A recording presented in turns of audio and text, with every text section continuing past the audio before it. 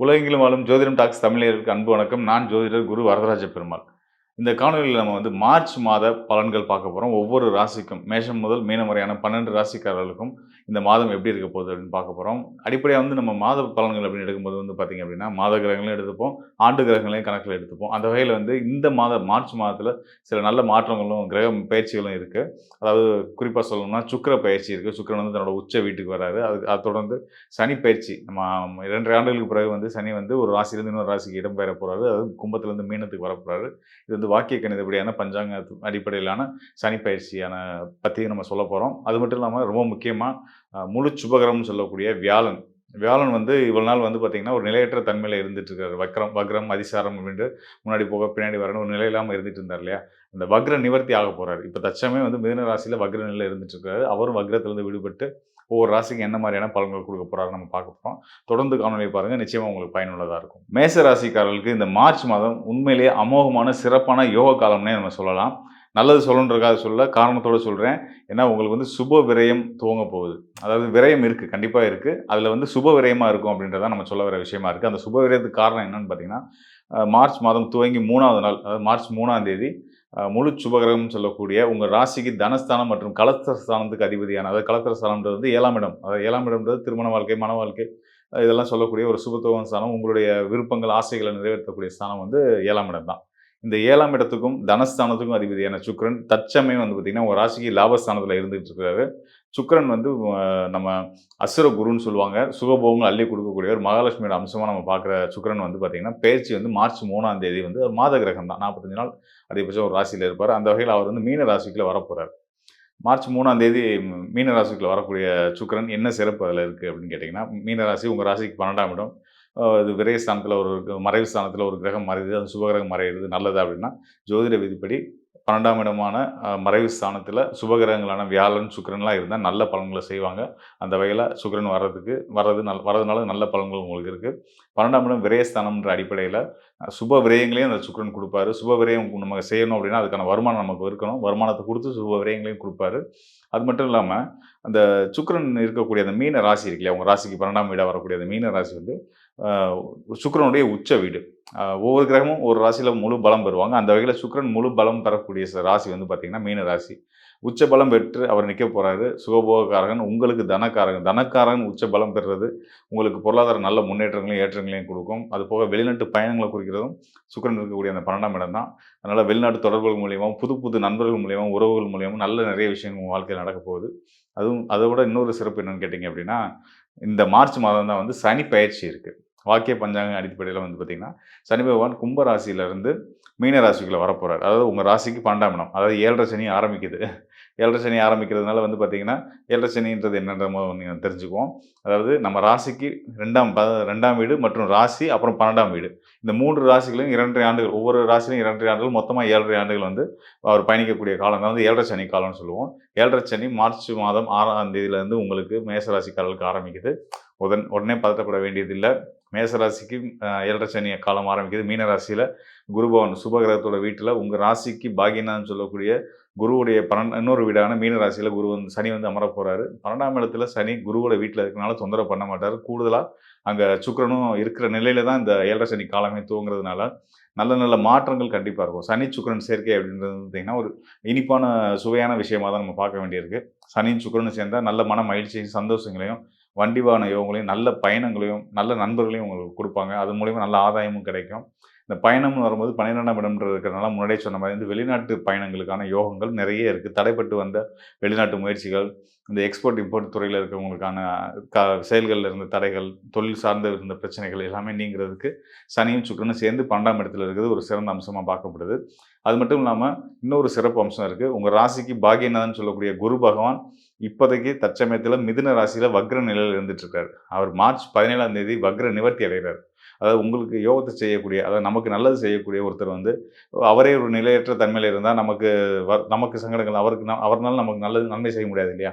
So அந்த நிலையில குரு பகவான் இருந்துட்டு இருக்காரு. அப்படிப்பட்ட குரு பகவான் மார்ச் 17ஆம் தேதிக்கு பிறகு தன்னுடைய கால வலுவா ஊண்டி வலுவா நின்னு நல்ல பலன்கள செய்ய போறாரு. அதாவது குருவோட அருளால பொருளாதாரம், தனத்தை குறிக்கக்கூடியது, பொருளாதாரத்தை குறிக்கக்கூடியவர் வந்து குரு பகவான் தான். அவர் வந்து ஒரு வலுவான நிலைக்கு வர்றது, உங்களுடைய பொருளாதார நிலைகள் மேம்பட போகுது. உங்கள் குழந்தைகளோட வாழ்க்கையெல்லாம் சிறப்பாக போகுது. அவங்களோட கல்வியெல்லாம் சிறப்படைய போகுது. எல்லா விதத்திலும் நல்ல மாற்றங்களை சனியும், சுக்கிரனும், குருவும் சேர்ந்து உங்களுக்கு கொடுக்க போகிறாங்க. அதுதான் இந்த மார்ச் மாதத்தில் நம்ம தெரிஞ்சுக்க வேண்டிய ஒரு விஷயமா இருக்குது. மேலும் வந்து பார்த்தீங்கன்னா, மேச ராசிக்காரர்கள் எப்பவுமே முருக வழிபாடு அவசியமானது.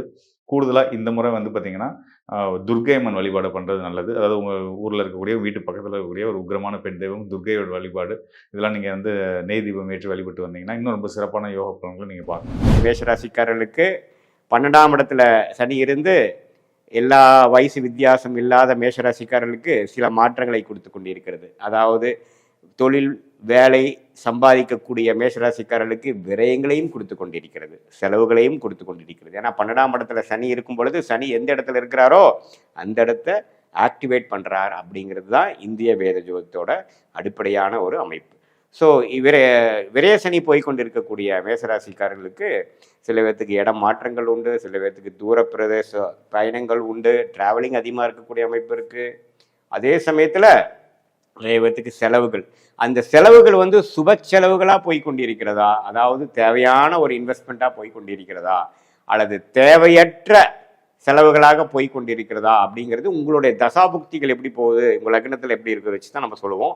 இப்போ பொதுவாக சனி 12ஆம் இடத்துல இருக்கிறப்போ விரய சனியாக போயிட்டு இருக்கு. குரு 3ஆம் இடத்துலேருந்து 7ஆம் இடம் 9ஆம் இடத்தை பார்க்கிறார். அதே சமயத்தில் 11ஆம் இடத்தையும் பார்க்குறார். இப்போ பாருங்கள், இந்த மார்ச் மாதம் பார்த்தீங்கன்னா ஒரு விசித்திரமான ஒரு மாதமாக வருகிறது. ஏன்னா உங்களுடைய 11ஆம் இடம் என்று சொல்லப்படுகிற லாபஸ்தானத்தில் ராகு இருக்கிறார், சூரியன் இருக்கிறார், செவ்வாய் இருக்கிறார், புதன் இருக்கிறார். அதை 4 கிரகத்தையும் குரு பார்க்கிறார். சுக்கிரன் பார்த்தீங்கன்னா சனியோட சேர்ந்து மார்ச் 1ஆம் தேதியிலிருந்தே 12ஆம் இடத்துல இருக்கிறார். ஸோ இது ஒரு அற்புதமான ஒரு அமைப்பு. எது மாதிரி அமைப்புன்னு பார்த்தீங்கன்னா, உங்களுக்கு இதுவரை நீங்கள் கடந்த ஒரு வருடமாக செய்த உழைப்புகள் எல்லாத்துக்குமே வந்து ஆதாயம் பெறக்கூடிய ஒரு அமைப்பாக, கொஞ்சம் நீங்கள் வந்து லாபங்கள் பெறக்கூடிய ஒரு அமைப்பாக இருக்குங்க. எப்படி இருக்கு? 11ஆம் இடம் என்று சொல்லப்படுகிற லாபஸ்தானத்தில் உங்களுக்கு உங்களுடைய ராசி அதிபதியே இருக்கிறது ரொம்ப நல்லது. அதே சமயத்தில் ராகுவோட சேர்ந்து சூரியனோட சேர்ந்து இந்த மாதிரி கிரகணங்கள்லாம் முடிந்து வரக்கூடிய அமைப்புகள் இருந்தாலும் குருவின் பார்வை நிவர்த்தி இருக்கு. ஸோ மேஷராசிக்காரர்கள் கண்டிப்பாக ஒரு நல்ல மாற்றங்களை, நல்ல உயர்வுகளை, இதுவரை செய்த முயற்சிகளுக்கும் இன்வெஸ்ட்மெண்ட்டுக்கும் தொழில் ஈடுபாடுக்கு எல்லாத்துக்குமே பார்த்தீங்கன்னா ஒரு லாபம் எடுக்கக்கூடிய, ரிசல்ட் எடுக்கக்கூடிய மாணவர்களாக இருந்தாலும் சரி, உத்தியோகஸ்தர்களாக இருந்தாலும் சரி, நடுத்தர வயதினராக இருந்தாலும் சரி, தொழிலதிபர்களாக இருந்தாலும், சீனியர் சிட்டிசனாக இருந்தாலும் 11ஆம் இடங்கிற ஒரு லாபஸ்தானத்தில் வந்து இந்த 4 கிரகம் சேர்க்கிறது ஒரு அருமையான விஷயம். அதை குரு பார்க்கிறது இன்னுமே பெட்டர். குரு பார்த்தால் கோடி நன்மை. ஸோ அதனால் பார்த்தீங்கன்னா இதில் என்ன ஒரே ஒரு விஷயம்னா, ராகுவும் சூரியனும் சேர்றார். ஸோ அப்படி சேரும் பொழுது கொஞ்சம் டென்ஷன்ஸு, கொஞ்சம் ஸ்ட்ரெஸ்லாம் இருக்கும். ஸோ கொஞ்சம் நீங்கள் வந்து இந்த ஸ்ட்ரெஸ் ஆகாமல், டென்ஷன் ஆகாமல், பதறாமல் சில விஷயங்கள் செய்து அதில் லாபம் பெற வேண்டும் என்று உங்களை கேட்டுக்கொள்ளப்படுகிறது. பட் இருந்தாலும் இந்த மார்ச் மாதம் ஒரு அற்புதமான மாதம். ஏன்னா மகர ராசியில் வந்து 4 கிரகம் பார்த்தீங்கன்னா பிப்ரவரி மாதம் இருந்து தொழிலில் சில முன்னேற்றங்கள், தொழிலில் சில ஒரு சில எஃபோர்ட்ஸ்லாம் நீங்கள் போட்டிங்க. அதெல்லாம் கொஞ்சம் லாபம் வரக்கூடிய அமைப்பு, கொஞ்சம் பெட்டரான ஒரு அமைப்புக்குள்ளே இப்போ தான் நீங்கள் கொஞ்சம் வரீங்க. தலை தூக்குற மாதிரி ஒரு விஷயங்கள் வருகிறது. வரவேண்டிய பணம், வம்பு வழக்குகளால் வரவேண்டிய செட்டில்மெண்ட்டு, நமக்கு எந்த மாதிரி ஒரு ஒரு ஒரு ஒரு விஷயத்தை எதிர்பார்க்குறோமோ, ஒரு வேலையில் ப்ரொமோஷன், அரசு உத்தியோகத்தில் இருக்கிறவங்களுக்கு ஒரு ப்ரொமோஷன் மாற்றம், டிரான்ஸ்ஃபர் கம் ப்ரமோஷன், இது மாதிரி பல நல்ல விஷயங்கள் வந்து காத்து கொண்டு இருக்கக்கூடிய அற்புதமான ஒரு மாதமாக மார்ச் 2026 மேஷராசிக்காரர்களுக்கு கண்டிப்பாக உண்டு. இதில் பாருங்க, மார்ச் 15ஆம் தேதிக்கு அப்புறம் சூரியன் 11ஆம் இடத்துலேருந்து 12ஆம் இடத்துக்கு போகிறார். 12ஆம் இடத்துக்கு போனாலும் அங்கே சுக்கிரனை தான் போய் அஸ்தங்கம் பண்ணுறார். ஸோ அங்கே ஒரு சனியோடையும் சேரக்கூடிய அமைப்புகள் இருக்குது. பட் முதல் 2 வீக்ஸ் வந்து மிகவும் நன்மை பயக்கக்கூடிய, ஒரு லாபம் எடுக்கக்கூடிய டைமாகவும், செகண்ட் வந்து அந்த லாபத்தை வந்து சுப விரயங்கள் செய்யக்கூடிய, கொஞ்சம் கம்ஃபோர்ட் பண்ணிக்கிட்டேன், கொஞ்சம் நான் வந்து என்னுடைய தேவைகளை பூர்த்தி செய்து கொண்டேன் அப்படிங்கிற மாதிரி ஒரு second of 3rd and 4th week of March வந்து மேஷ ராசிக்காரர்களுக்கு கொடுக்கக்கூடிய அமைப்பு இருக்குது. ஸோ ராசி அதிபதியே 11ஆம் இடத்துல போகிறது ஒரு அற்புதமான ஒரு மாதம் இது. அதே சமயத்தில் சுக்கிரன் 12ஆம் இடத்துல, புதன் உங்களுக்கு வந்து 11ஆம் இடத்துல, ராகு 11ஆம் இடத்துல, இது எல்லாமே சேர்ந்து குருவின் பார்வை பெறுவது ஒரு அற்புதமான டைம் இருக்கிறனால மேஷராசிக்காரர்களாகிய மாணவர்களாக இருந்தாலும் சரி, இல்லத்தரசிகளாக இருந்தாலும் சரி, அது உத்தியோகத்தில் இருக்கிறவங்க, பிஸ்னஸ் புதுசாக ஆரம்பிக்கணும்னு நினைக்கிறவங்க எல்லாத்துக்குமே பார்த்தீங்கன்னா ஓரளவுக்கு நல்ல ஒரு அமைப்பு. இதில் ஒரே ஒரு விஷயம் வந்து ஒரு 100 ரூபா கிடைக்க வேண்டிய இடத்துல ஒரு 70 ரூபா 80 ரூபா தான் வரக்கூடிய அமைப்பு இருக்குது. ஏன்னா ராகு சூரியன் சம்மதப்படுகிறார்கள். கிரகண விஷயங்கள் வருகிறது. என்னதான் குரு பார்த்தாலும் கொஞ்சம் டென்ஷன் கொடுக்கக்கூடிய அமைப்புகள் மேஷராசிக்காரர்களுக்கு இருக்குங்கிறது நீங்கள் கவனத்தில் கொள்ள வேண்டும். மேஷ ராசி என்பர்களுக்கு இந்த மார்ச் மாதத்துல பாத்தீங்கன்னா உங்களுடைய ராசி அதிபதி அப்படின்னு சொல்லக்கூடிய செவ்வாயாகப்பட்டவர் 11ஆம் இடத்துலதான் இருக்கிறார். அதனால இந்த காலகட்டம் நிறைய வருமானங்களை நோக்கி பயணிக்கக்கூடிய ஒரு நேரமாக இருக்கும். பொதுவாக அந்த தொழில் சார்ந்த விஷயங்கள்ல இருக்கக்கூடிய மேஷ ராசி என்பர்களுக்கு இந்த மாதம் மிகவும் ஒரு அற்புதமான ஒரு மாதமாக இருக்க போகுது. ஏன்னா சந்திரனாகப்பட்டவர் காலபுருஷனுக்கு 4ஆம் இடத்துலதான் இந்த மாதமே ஆரம்பிக்குது. அதனால இந்த நேரத்துல உங்களுக்கு முதலீடுகள் அதிகரிக்கக்கூடிய ஒரு நேரமாக இருக்கும். தொழில் சார்ந்த முதலீடுகள், தொழில் சார்ந்த உற்பத்தி சம்பந்தப்பட்ட சில வளர்ச்சிகள், இது எல்லாமே இந்த மேஷ ராசி என்பர்களுக்கு அதிகப்படியாக நடக்கக்கூடிய ஒரு நேரமாக இருக்க போகுது. அதே சமயத்துல உங்களுடைய 11ஆம் இடத்துல 5 கிரகங்களின் சேர்க்கை அப்படின்றது நிவர்த்தியாகி இந்த மாதத்துல பாத்தீங்கன்னா சுக்கிரனாகப்பட்டவர் உச்ச நிலைக்கு 12ஆம் இடத்திற்கு வர்றார். அதாவது உங்களுடைய தனக்காரகன் உங்களுடைய விரயஸ்தானத்திற்கு உச்சம் பெற்று வருகிறார். அப்படி இருக்கும்போது நிறைய முதலீடு சம்பந்தப்பட்ட சில வளர்ச்சிகளை நோக்கி பயணிக்கக்கூடிய ஒரு நேரமாக இருக்கும். வெளியூர் வெளிநாட்டுல இருக்கிறவங்களுக்கு லாட்டரி போன்ற யோகங்களும் இருக்கக்கூடிய ஒரு நேரமாக இருக்கும். 12ஆம் இடத்துல சுக்கிரன் உச்சம் பெற்று இருக்கும் போது இந்த காலகட்டம் மிக பெரிய அளவுக்கு அந்த திடீர் யோகங்களை சந்திக்கக்கூடிய ஒரு நேரமாக தான் இந்த மேஷ ராசி என்பர்களுக்கு இந்த மார்ச் மாதம் முழுமையாக இருக்கக்கூடிய ஒரு காலகட்டமாக இருக்க போது. இந்த 12ஆம் இடத்துல பாத்தீங்கன்னா உங்களுடைய பூர்வ புண்ணிய ஸ்தானாதிபதி அப்படின்னு சொல்லக்கூடிய அந்த சூரியனும் மாதத்தின் பிற்பகுதியில சஞ்சாரம் செய்ய போறார். சனியோட சேர்ந்து சஞ்சாரம் செய்ய போறாங்க. இந்த 2 கிரகங்களும், அதாவது சூரியன், சுக்கிரன், சனி, இந்த 3 கிரகங்களும் விரயஸ்தானத்துல இந்த மேஷ ராசி என்பர்களுக்கு 12ஆம் இடத்துல அந்த சஞ்சாரம் செய்யும் போது இந்த மார்ச் மாதத்துல நிறைய உங்களுடைய அளவுக்கு மீறின செலவுகளும் அதிகரிக்கக்கூடிய ஒரு நேரம். உங்களுடைய குழந்தைகளினுடைய வளர்ச்சி தொடர்பாக, அவர்களினுடைய முதலீடு தொடர்பாக, அதாவது எதிர்காலத்திற்கு என்னென்னலாம் அவங்களுக்காக செய்து வைக்கணுமோ, அவர்களுக்காக என்னென்ன ஒரு வளர்ச்சிகளை செய்யணுமோ, இது எல்லாத்தையுமே யோசிச்சு தன்னுடைய குடும்பத்தை பாதுகாப்பதற்கு உண்டான சில வளர்ச்சி முறைகளை, நம்ம இல்லாட்டிலும் நம்ம இருக்கிற வரைக்கும் நம்ம குடும்பத்தை நம்ம ரொம்ப சேஃபா பார்த்துப்போம். இந்த மேஷராசி என்பர்கள் எப்போதுமே நினைக்கக்கூடிய ஒரு விஷயம் என்னன்னா, அதை எப்படி அந்த கோழி ஒரு முட்டையை அடை காக்குமோ அப்படியே அரவணைத்து கொண்டு அந்த காக்கக்கூடிய அந்த ஒரு விஷயம் அப்படின்றது இந்த மேஷராசி என்பர்களுக்கு அதிகப்படியாக இருக்கும். தன்னுடைய குடும்பத்தை தன்னுடைய அரவணைப்பின் கீழே வச்சுக்க கூடியவர்கள். ஆனா அதே நேரத்துல இவர்களுக்கு ஒரு பதட்டம் அப்படின்றது கடந்த ஒரு 3 வருடங்களாக இருந்துட்டு இருக்குது. ஏன்னா தன்னுடைய உடல் நலன்ல சின்னதான ஒரு மாற்றங்கள், அந்த உடல் நலன்ல இருக்கக்கூடிய ஒரு பலவீனமான சூழ்நிலை, இது எல்லாமே இந்த மேஷராசி என்பவர்களுக்கு தான் இல்லாட்டிலும் தனக்கு அப்புறம் தன்னுடைய குடும்பத்தார்களுக்கு உண்டான சில சேமிப்புகளை, ஒரு அவர்களுக்கு தேவையான ஒரு நிதி ஆதாரங்களை நம்ம செய்து வச்சிடணும் அப்படின்ற மாதிரியான பயங்கரமான ஒரு மனக்குழப்பத்துல இருக்கிறாங்க. அதுக்கு உண்டான ஒரு மாதமாக தான், அதாவது உங்களுடைய குடும்பத்தார்களுக்கு தேவையான சில முதலீடுகளை அவர்களுக்கு உண்டான சேமிப்புகளாக மாற்றுவதற்குண்டான சில முயற்சிகளை செய்யக்கூடிய ஒரு நேரமாக இருக்க போது. இந்த காலகட்டம் பாத்தீங்கன்னா உங்களுடைய 5ஆம் இடத்துல கேது பகவான். இந்த கேது பகவான் அப்படின்றது பாத்தீங்கன்னா உங்களுடைய பூர்வீக சொத்துக்கள்ல சில வழக்குகளை கண்டினியூஸா ஒரு 1.5 வருடங்களுக்கு மேலாக எடுத்துட்டு போயிட்டு இருக்கிறாரு. அதே சமயத்துல அந்த பூர்வீக சொத்துக்கள்னால சில பிரச்சனைகள் நிறைய மேஷராசி என்பர்கள் கடந்த ஒரு 1.5 வருடங்களுக்கு முன்பாக பாத்தீங்கன்னா 2023 அக்டோபருக்கு முன்பாக இருந்து பாத்தீங்கன்னா அந்த பூர்வீக சொத்துக்கள் மீது இருக்கக்கூடிய அலாதியான ஒரு ஆர்வத்தினால, அதாவது தன்னுடைய தகப்பனார் வாழ்ந்த இடம், தன்னுடைய முன்னோர்கள் வாழ்ந்த இடம் அப்படின்ற ஒரு பற்றுதல் காரணமாக அதற்குண்டான சில வளர்ச்சிகளின் முடிவுகளை எடுத்து அதுல மாட்டிட்டு இருக்கக்கூடிய சில நபர்களாக இருப்பாங்க. அதாவது அந்த சொந்த வீட்டுல தான் வாழாட்டிலும் அந்த சொந்த வீடை அட்லீஸ்ட் ரெனோவேஷனாவது பண்ணி வச்சுக்கணும், அவர்கள் வாழ்ந்த வீடை நம்ம ஒரு ஞாபகார்த்தமாக வச்சுக்கணும் சொல்லி ஏதோ ஒரு சில விஷயங்களை அவர்கள் செய்ய ஆரம்பித்து அதிலிருந்து சில பிரச்சனைகளை அனுபவித்து கொண்டு வந்துட்டு இருக்கிறாங்க இந்த மேஷ ராசி என்பர்கள். அதனால அந்த விஷயம்லாம் பாத்தீங்கன்னா இந்த மாதத்துல இன்னும் கொஞ்சம் ஒரு அதிகப்படியான செலவுகளை ஈர்க்கக்கூடிய ஒரு தன்மையாக இருக்கும். அந்த இடத்துல இருந்து மீண்டு வர முடியாதபடியும், அடுத்து பாத்தீங்கன்னா அதுல போட்ட சில முதலீடுகளை மீண்டும் எடுக்க முடியாத ஒரு சூழ்நிலையும் இந்த மேஷ ராசி என்பர்களுக்கு அதிகப்படியாக இருக்கக்கூடிய ஒரு தருணமாக இருக்க போகுது. மேஷ ராசி மேஷ லக்னம் அவங்களுக்கு வந்து இந்த மார்ச் மாதம் எப்படி இருக்குது? நல்லா இருக்குங்க டைம். அதாவது 7 சனி ஆரம்பிச்சதுனால ஒரு 6 மாதமெல்லாம் கஷ்டப்படுவீங்க. நம்ம அதுக்காக நிறைய பரிகாரங்கள் தெய்வ வழிபாடுகள் சொல்லியிருக்கோம், சொல்லிட்டு வந்துட்டுருக்கோம். ஸோ அதை நீங்கள் பண்ணும்போது சரியாயிடும். முக்கியமான விஷயங்கள் என்னென்னா, எதுலாம் நம்மளுக்கு நேரம் நல்லா இருக்குது அதை பயன்படுத்தி எப்படி எப்படிலாம் முன்னேறலான்றதை ஃபஸ்ட்டு பார்த்துடலாம்.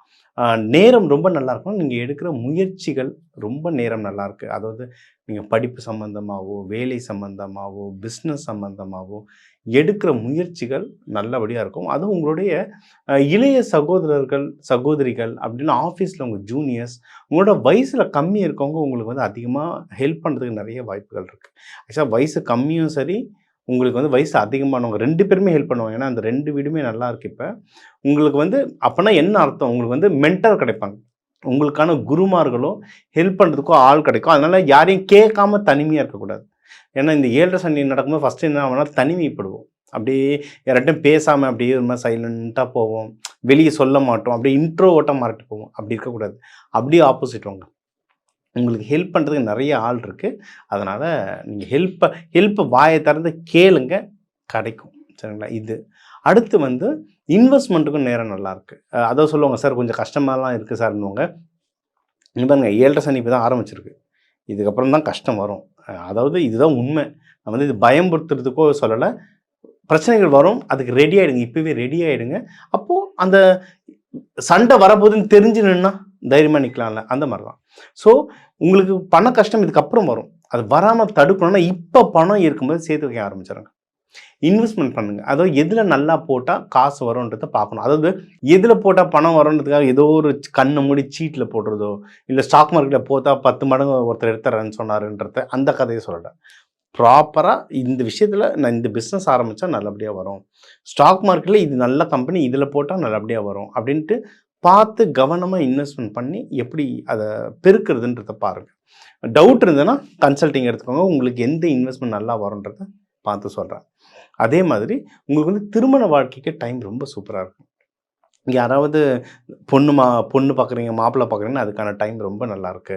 நீங்கள் யாராவது லவ் பண்ணுறீங்க, அதை வந்து எனக்கு மேரேஜாக மாற்றணும்னா இப்போ அதை பற்றி பேசுகிறதுக்குலாம் டைம் வந்து ரொம்ப நல்லாயிருக்கு. யாரை கூட கூட்டிகிட்டு போகிறன்றதுல கவனமாக இருக்கு. சரிங்களா? ஏன்னா மேஷ ராசிக்கு எப்போவுமே, மேஷன்றது முருகர், சிவபெருமானையும் முருகரையும் ஒன்றா சேர்த்தது யார்? ஔவையார். அந்த மாதிரி எப்போவுமே நீங்கள் ஒரு மென்டார் மாதிரி, ஔவையார் மாதிரி ஒரு மென்டார், ஆணோ பெண்ணோ ஒரு மென்டாரை கூட வச்சுட்டிங்கன்னா அவங்க உங்களை கரெக்டாக கைட் பண்ணுவாங்க. ஸோ மாப்பிள்ளை வீடு பொண்ணு வீடு பார்க்கும்போது ஒரு நல்ல கைடை கூட வச்சுக்கோங்க. அது சொந்தத்தை சொல்லலை, இந்த சொந்தக்காரை கூட்டிகிட்டு போங்கன்னு சொல்லலை, சொந்தமோ வெளியவோ உங்களுக்கு நல்லதுன்னு நினைக்கிற யாராக இருந்தாலும் அவங்கள கூட கூப்பிட்டு போங்க, அதிகமாகவே ஜெயிச்சிடலாம். வேலையில் ரொம்ப நல்லா இருக்குங்க டைம். நீங்கள் வேலையில் ப்ரொமோஷனுக்கோ, இல்லை வேலையிலேயே வெளிநாடு போகிறதுக்கோ, இல்லை பிஸ்னஸ் பண்ணி வெளிநாடு போகிறதுக்கோ, இல்லை பிஸ்னஸை எக்ஸ்பேண்ட் பண்ணுறீங்க, இல்லை வேலையில் ஒரு 2 மாதம் வந்து உங்களுக்கு ஜெர்மனியோ அமெரிக்காவோ அனுப்புகிறாங்கன்னா தாராளமாக போயிட்டு வரலாம். அது உங்களுக்கு வந்து வேலையில் நல்ல உயர்வுகள் தரும். நீங்கள் வந்து பண்ணுற பிஸ்னஸில் வந்து ப்ராஃபிட் அதிகமாக வர்றதுக்கு நிறைய வாய்ப்பு இருக்குது. ப்ராஃபிட் கூடவே ஏதாவது சின்ன சின்ன சிக்கல்கள் வரும். சரிங்களா? ஏன் ராகுலாக தான் சிக்கல்கள் வரும், அதை மட்டும் கொஞ்சம் கவனமாக பார்த்துக்கோங்க. இன்கேஸ் ஐயா நீங்கள் சொல்கிறவங்களாம் ப்ராஃபிட் வரலங்க, ஏன்னா கொஞ்சம் வெயிட் பண்ணுங்கள். மார்ச் 15th அப்புறம்னா உங்களுக்கு அந்த ப்ராஃபிட் வர்றதுக்கு நிறைய வாய்ப்புகள் இருக்குது. கவனமாக பார்த்து எடுங்க. நான் சொல்கிறதெல்லாம் கிடைக்காது, இப்படி வர வாய்ப்பு இருக்குது, நீங்கள் உழைச்சிங்கன்னா அது கண்டிப்பாக கிடைக்கும். ஓகேங்களா? மற்றபடி நீங்கள் இதிலெல்லாம் ஜெயிச்சுட்டு வர்றதுக்கு நீங்கள் வழிபட வேண்டிய முருகர் வந்து வள்ளி தெய்வானையோட சேர்த்து வழிபடுங்க. துர்க்கை அம்மன் நல்ல அலங்கார கோலத்தில் வழிபடுங்க. யோக நரசிம்மர், இவங்களெல்லாம் செவ்வாய்க்கிழமை செவ்வாய் ஹோரையில் வழிபடுறது ரொம்ப நல்லது. அன்னதானம் வந்து சாம்பார் சாதம்லாம் நிறைய அன்னதானம் போடுங்க. அது உங்களுக்கு வந்து உங்களுடைய செவ்வாய் சக்தியை ரொம்ப இன்க்ரீஸ் பண்ணி உங்களுக்கு வாழ்க்கையில் உயர்வு தரும். ஸோ உங்கள் ஜாதகத்துக்கு வந்து என்னென்னலாம் முக்கியமான விஷயங்கள், ஓவராலாக லைஃப் எப்படி இருக்கும், உங்களுக்கு வேலை எப்படி இருக்கும், பிஸ்னஸ் எப்படி இருக்கும், ப்ராஃபிட் எப்படி இருக்கும், கல்யாணம் யாருக்கு ஆகும் யாருக்கு ஆகாது, மகப்பேருக்கு யாருக்கு நல்ல டைம் இருக்குது, உடல்நிலை எப்படி இருக்குது, வெளிநாடு போகிறதுக்கு எப்படி ஆப்பர்ச்சுனிட்டி இருக்குது, நீங்கள் எடுக்கிற முயற்சிகளில் யார் எப்படி வின் பண்ணுவீங்க, எதிரிகள் கிட்டேருந்து எப்படி மேனேஜ் பண்ணுறது, இதெல்லாம் நம்ம ஒரு ஓவராலாக பொதுவாக சொல்லியிருக்கோம். தமிழர்கள்னு எடுத்திங்கன்னா ஒரு ஒரு ராசியும் 1 கோடி பேர் இருக்காங்க. அதுவும் வெளிநாட்டில் இருக்கவங்களாம் எடுத்திங்கன்னா இன்னும் கணக்கு பெருசாக போயிட்டுருக்கு. அதனால் இது எல்லாமே நம்ம ஒரு பொதுவான பலன்களாக சொல்லியிருக்கோம். சரிங்களா? உங்கள் தனிப்பட்ட சார் இல்லை, ஏன்னா இப்போ நம்ம கமெண்ட்டில் பார்த்தீங்கன்னா மிக்ஸாக வரும். சில பேர் நன்றிங்க ஐயா, ரொம்ப கரெக்டாக சொன்னீங்க ஐயா, நல்லதாக சொன்னீங்க ஐயா, நன்றின்னு இருக்கும். இன்னொரு சைடு எனக்கு நடக்கலான்னு இருக்கும். நடக்கலைன்னா அப்போ வந்து நீங்கள் லக்னமோ ராசியை ஏதோ குழப்பிக்கிறீங்கன்னு அர்த்தம். இது ஒன்று. அப்படி இல்லைன்னா உங்கள் தனிப்பட்ட ஜாதகத்தில் வேறு ஏதோ கிரக கோளாறுகள் இருக்குன்னு அர்த்தம். அப்போ அதெல்லாம் தனியாக அந்த ஜாதகம் பார்த்தா தான் நமக்கு என்ன விஷயம் என்ன பண்ணணுன்றது தெரியும். சரிங்களா? அதனால் இது பொது பலன். இதை நீங்கள் ட்ரை பண்ணாலே சூப்பராக ரிசல்ட் வரும். இதை தாண்டி உங்களுக்கு ஏதோ நடக்கணும்னா தனிப்பட்ட ஜாதகம் பாருங்கள், ஒரு நல்ல ரிசல்ட் வரும். அதுக்கான பரிகாரங்களும் நம்ம சொல்லிட்டு வரலாம்.